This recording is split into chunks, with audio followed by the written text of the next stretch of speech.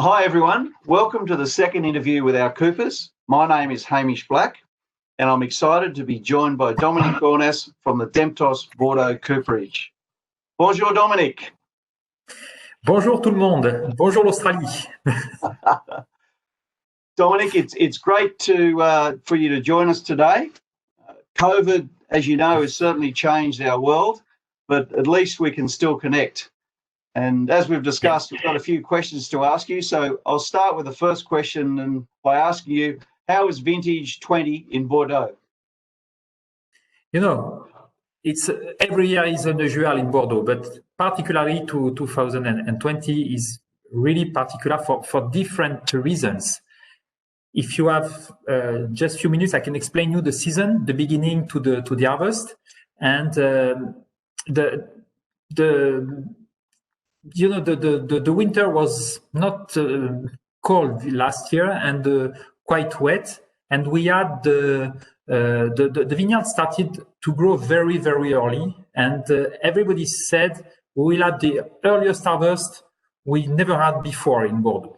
Every year it's more and more the case. Everybody said that, but it was true because the spring after was very wet with many problems, illness in the vineyards, and because everybody tried to use less chemicals and to be more in organic idea. We lose lots of grapes during this very wet season, and it was really difficult to arrive to the flower without problem. After that, after lots of wet during spring, the summer was completely dry, 0 millimeter during July. Incredible. Right. It was very good for the holidays, but for the vineyard, quite strange. But we had lots of humidity in the soils, and it was not a problem. The problem arrived in August because still dry, just 1 or 2 small storms, but nothing and not enough, and high temperatures. And we had I can explain that the maturity stopped because of not enough water in this period, and we need to wait a little bit more to have the maturity. And the first idea of at the beginning of the season was to have a very, very early harvest. Was less true, but still, in the end, we had the harvest 10-15 days before than a normal year. For an example, in Chateau d'Yquem, they started the harvest the 13th of August for the dry white wine. It was the earliest harvest I never had before in this winery. And they have a very long history, as you know, and they never cut grapes earlier than 2020. Wow. After, in September, we made a quick harvest because of the bad weather in the end of September with lots of water. So everybody increased the harvest, and in the end, we have very good vintage with full of alcohol and full body in the wines, but very few quantity in general.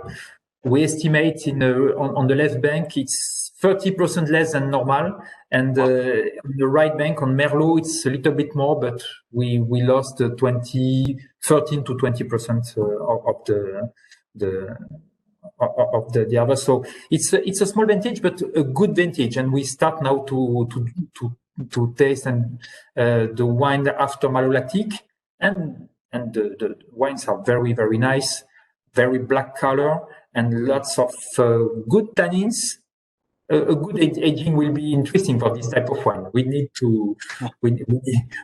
lots of good barrels and new oak to eat all these tannins and to polish all these tannins we had this year. Oh, it's exciting. So this is the year and the strange year we have in Bordeaux this year. But in the end, you will, when you will have the possibility to taste the wine from Bordeaux, you will very surprised about the quality. That's a very detailed report. Appreciate it, Dominic. So we have to touch on COVID. So how is the cooperage doing in light of COVID? Has there been any issues with production this year, or do you foresee any issues for the Australian market in particular? You know, we cannot say we were lucky, but when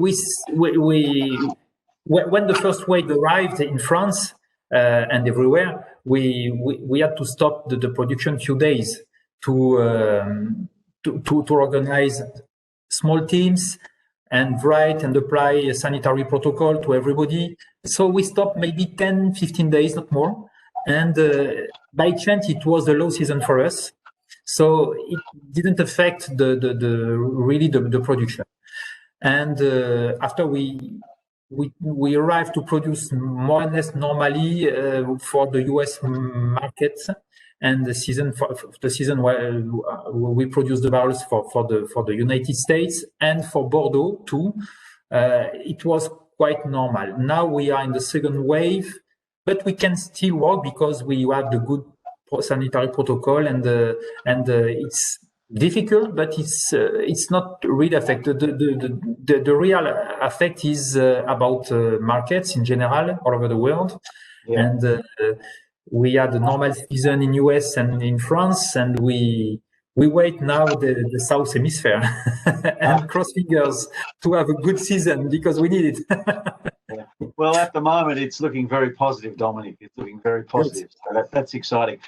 Dominic, a question I know you always get asked: what are the winemaking trends in Bordeaux, particularly in terms of barrel preference and in relation to the Australian market? You know, Bordeaux wines are every year more and more concentrate. I said to you that just before about this new vintage, but every year we can taste more and more full body wines with plenty of alcohol and more concentrate, because the temperature increase every year, the more and more sun, more. And in the end, we arrive to have very good maturity, more or less every year. So, for this reason, the wine and oak are different extraction. The extraction of oak is different now because of the more alcohol in the wine and more sensitive between the oxygen. So.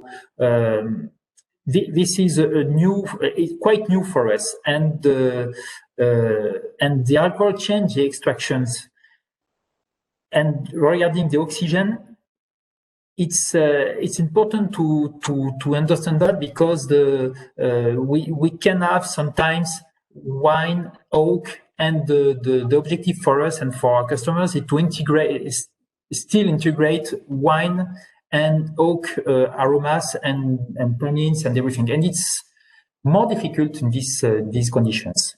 So for these reasons, we think a lot with the research department, with our customers, with winemakers to find solutions and to find new style of barrels.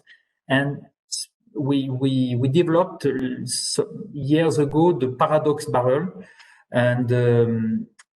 and for the moment, it's the best answer for this integration and to keep the fruit, the freshness in the wine, and to add tannins and protect between the oxygen against oxygen. This is the real evolution we have in the barrel. It's a light toast with heavy characters of sweetness, but not toasty toast and character. It's yep.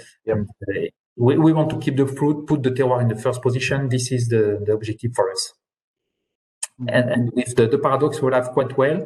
We developed another barrel. The name is OH15, and it's quite new. It's a specific selection of oak, stronger from the attack of alcohol, and we keep more freshness in the wine with this type of selection, and we have very good results. And I will be interesting to have results on Australian wines, because I think it's a good example of wine can be very interesting in this to age in these barrels. Mm-hmm. That's good. You mentioned the Paradox barrel, Dominic, and it's a barrel that we've been trialing in Australia for the last 2 or 3 years to great success. Specifically, is it for red or for white wine, do you find? Because we're using it mainly on red wine in Australia. You know, we have two possibilities of selection of wood for whites or for reds. The process is the same, but the idea is the same. And honestly, the first idea was for reds. And we tried, because winemakers always want to try. You say to the winemaker is for reds, and he put white inside to say, oh yes, maybe interesting for my white. Unfortunately, we made that, and with beautiful results on whites, because we keep.